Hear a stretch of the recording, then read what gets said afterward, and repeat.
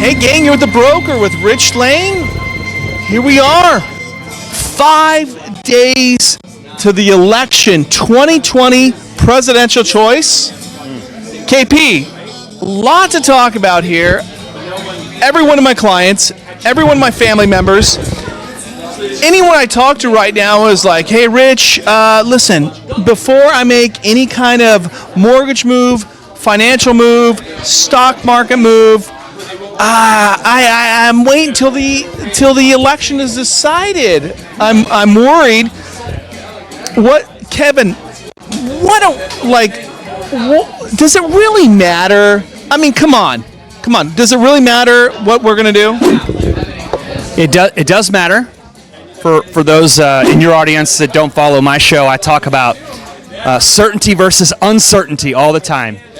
And when it's your own money, you would like to have certainty. You know, you'd like to have a more educated guess. I mean, I'd be happy to invest your money for the next, week.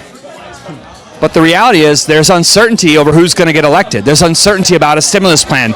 There's uncertainty about the rise in cases. There's uncertainty in Europe. They're locking down parts of their economy. There's uncertainty about, the virus and will there be a cure?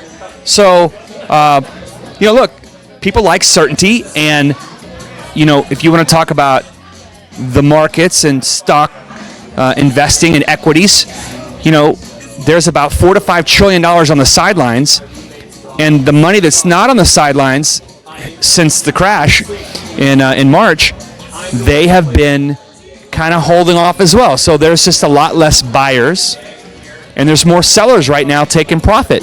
So when people sell out of equities, money goes into bonds, and then for our mortgages, rates improve. So we've had a nice little improvement the last couple days, and I'll put a button on this. The 2 coupon, the universal mortgage-backed security, has moved about 40 basis points in 3 days. So that's a sizable move on the rate sheet, maybe a quarter. The 10-year, however, has only moved 7 basis points, and it hit a high over 80 basis points in the last couple days. So the Fed buying $5.5 billion a day in mortgage-backed securities is kind of moving that market and catching some of that momentum. But big volume is not selling, and big volume is not buying bonds. So when there's a president elected next week, we're going to see some moves in all markets. So, thank you for the awkward microphone pass back to me. Yes. Yeah, where's the other mic? We're getting there, buddy. Okay, listen. Think back to year 2000. Year 2000, Al Gore, George Bush. It was a delayed election result. We had hanging chads. We had all kinds of accusations, blah, blah, blah. What did the markets do after that? Because we might be looking at a very similar election result. What happened? Yeah, I moved to Broward County literally 3 years later, in the day after Thanksgiving, before Thanksgiving, 2003. Remember Catherine Harris, the Broward County election official with the dangling chads? It all came down to the dangling chads in Broward County. And we had a contested election, so we did not have certainty.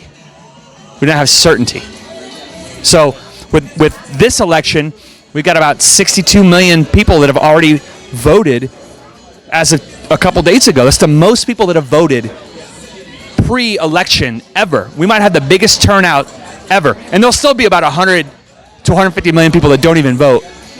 But we've had the most votes ever. So I will say whatever the turnout, whatever the election will end up being, the result, the turnout will be incredible.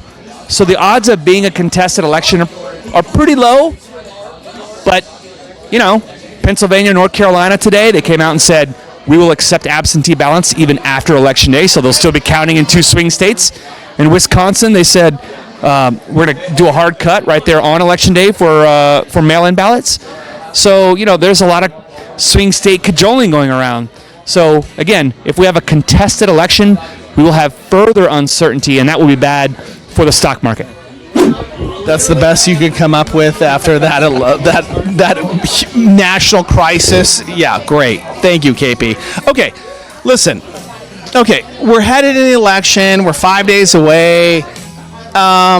If you have some liquidity what the heck are you doing as we head into this election? And I'm gonna let you kind of finish from there. Wow. I am not a licensed financial advisor. I am not responsible for any of your losses, only the profits.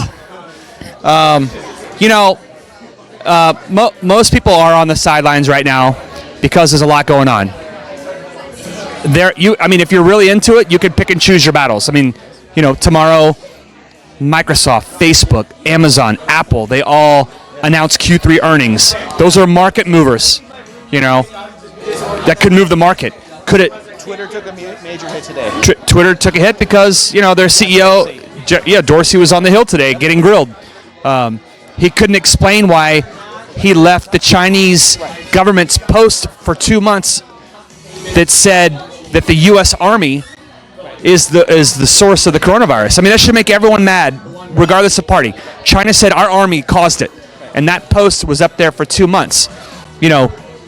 Compare that to some posts that get taken off right away from both sides of the aisle. So, there's clearly some content selection going on from some of the big tech. And hey, you know what? Someone go build a better Twitter. Go build a better Twitter if you think you could do it better. So again, look, I'm not a financial advisor, but there's some great opportunities out there. There's some great opportunities. They could announce a deal for the stimulus package tomorrow. They could say, hey, I know the Senate is in recess until after the election, but we worked it out. We got stimulus coming. Now, why wouldn't both parties do that? Both parties think that they can be the hero for their constituency and garner votes.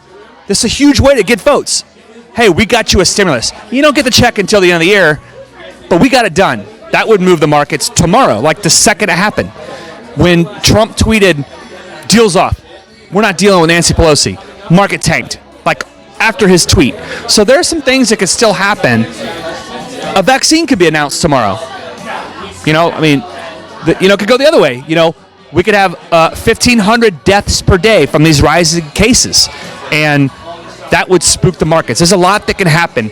So for our mortgage peeps out there and real estate peeps, rates get better and lower if news is bad, and they get worse if news is good. So there's my financial advice for you.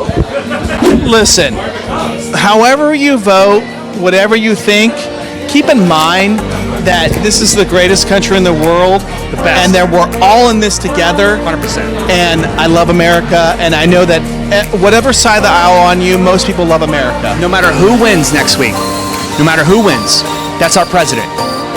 No matter who wins, rally behind that president. Trust me, both of them need our support. 100%. They're on the backside of life. They need our support. 100%. I respect the office. What I respect about you is that A, you're a beautiful man. B, I like what this sweatshirt says. Don't ever wear a hoodie on my show again. Oh my God. All right. Keep it real. Listen. Hey, it's been a great night. I'm the broker. We'll see you after the election. And